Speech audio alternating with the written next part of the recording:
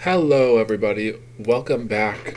Today we're going to be continuing our deep dive in Milwaukee on our part 2 of the train stations.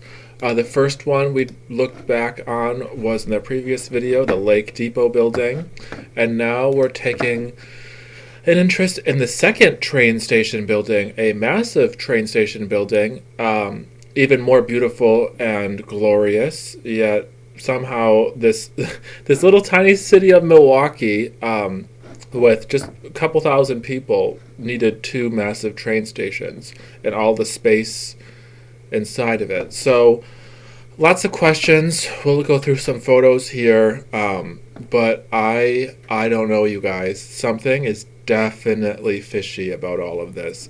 First of all, it doesn't talk about anything of the construction. It was just built again by this Chicago, Milwaukee, and Pacific Railroad company. We had talked about in the previous video how they don't talk about or discuss any of the construction of the train stations, the glorious train stations, not that or the tracks themselves. There's no discussion on them laying the tracks, how they worked. There was just companies, like different railroad companies. It seems like hundreds of railroad companies that built about 50 miles per 5 years of work.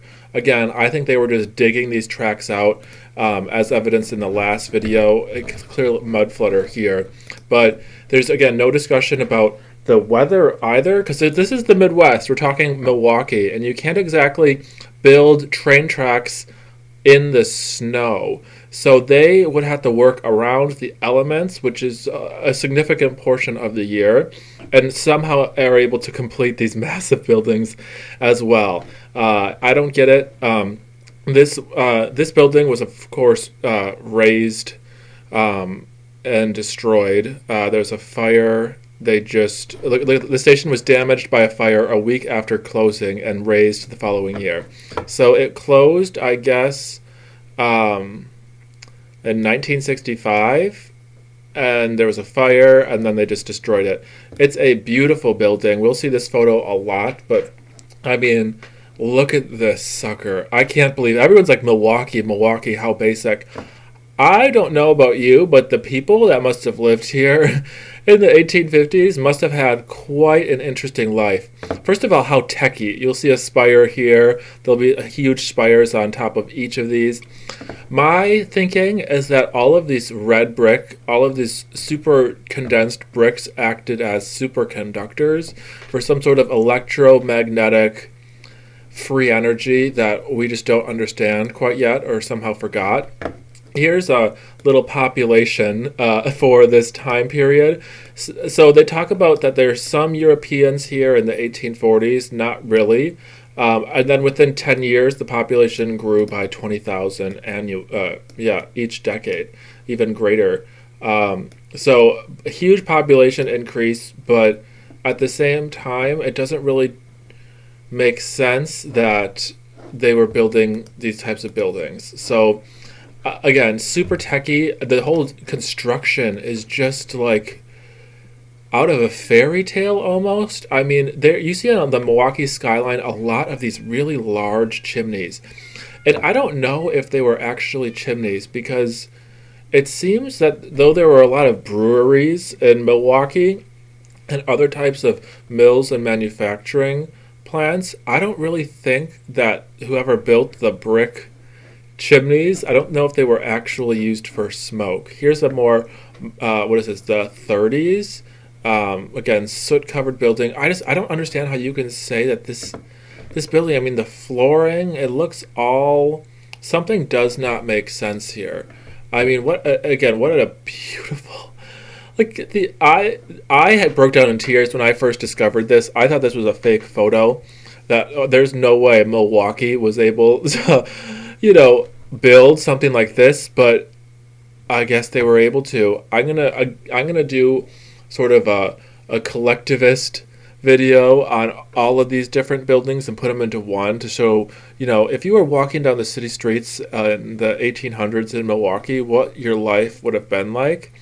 I also don't understand, like, was everyone in the construction business? Was everyone in the train business? Like, why all these buildings? Something is definitely fishy. But again, they repurpose this into a flagpole, and these they take off eventually. But this is clearly some sort of tech, again, that we do not understand. Tech on each one of these. It's just unbelievable. Unbelievable. Sorry, a lot of these photos are duplicates, but here it is in more modern times.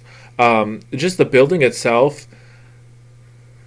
I mean, I don't know what to say. It just clearly sticks out like a sore thumb in comparison to all the other type of construction around it. Granted, this is again more modern, but it's the roofs, the roofs that give it away for me, because all of these are flat roofed structures, and then this is something else. They were somehow utilizing. I don't know, like, I don't know if there were trains that ran on these beforehand. I'm guessing there was some sort of free energy modes of transportation that all these tracks were laid down by a previous civilization. Again, look at this. Look at this tech. It's unbelievable. Even this building here in the midground. I mean, the architecture is unreal. Unreal.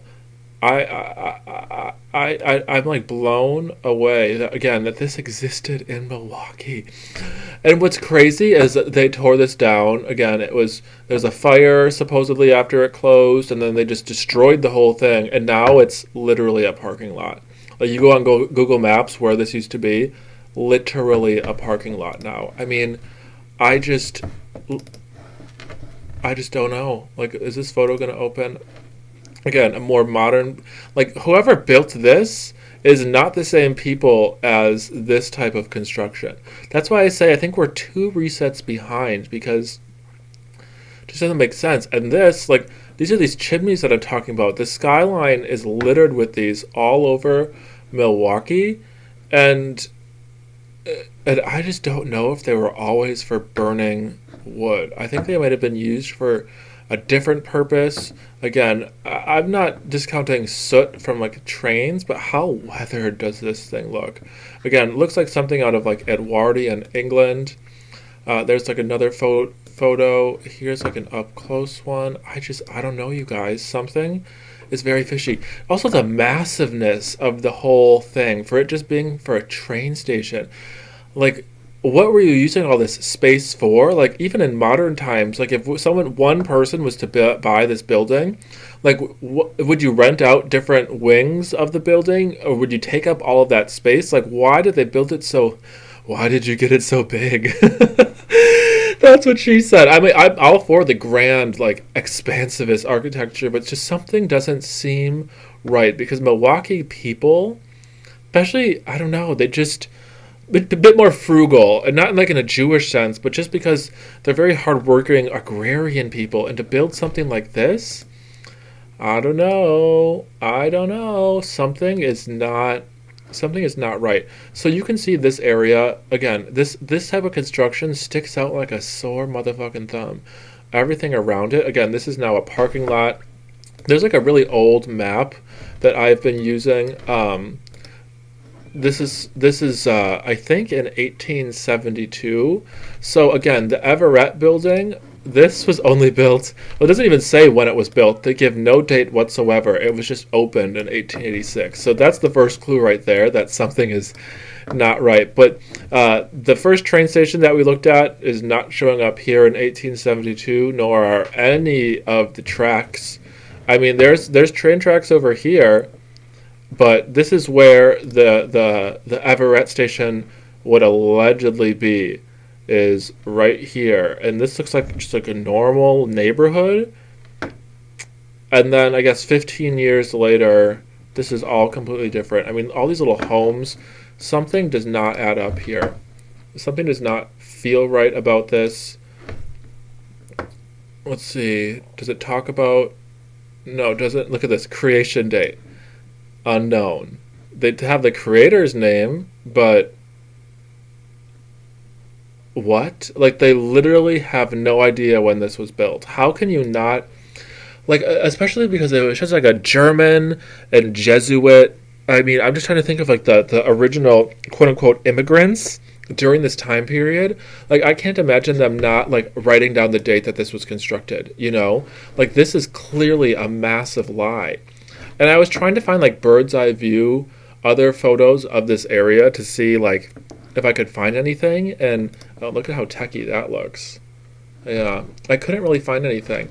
This is apparently the skyline of Milwaukee. I don't have a date for it. Oh, wait. 1880. Just 1880? I mean, the city looks like it's entirely built out. What are all these spires? Like, what's going on here? Is this the town hall from the Cathedral Square? Like, where is downtown? Where is the river? Like, it seems like the river would be over here. Something does not make sense. If anyone is from Milwaukee, you will know that the people, as lovely as they are, like, I don't understand how they built something like this. And what the scarier thing is, if we did in fact build something like this, where did that knowledge go? Like, we lost it in like what, half a dozen generations, not even. Like, I don't even know, how do we even begin to build like this? This is, again, this looks like not even British. It almost looks like Arabic. You know, a lot of this stuff looks rather Arabic. And some of the other buildings that we'll discuss too, these were just 2 train stations, okay? Not even like governmental buildings. And this is like, the expense and the materials that would have went into this is just unreal. And like I said, this is all red brick. So what I think happens, and we'll discuss this in some of the other photographs of the other buildings of the time, is what I think happens is